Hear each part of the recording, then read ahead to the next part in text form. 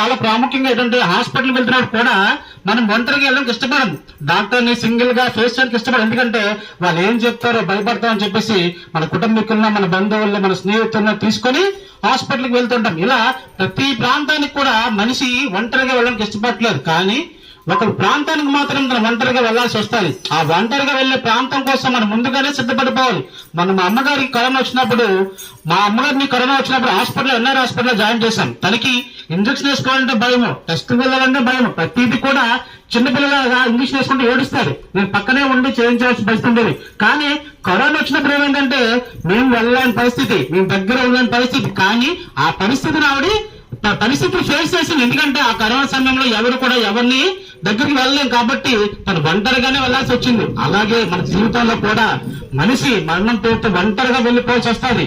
మరణం పేరుతో అందరినీ విడిచిపెట్టి వెళ్లాల్సి వస్తుంది. ఇక్కడైతే మనం ఎలాగైతే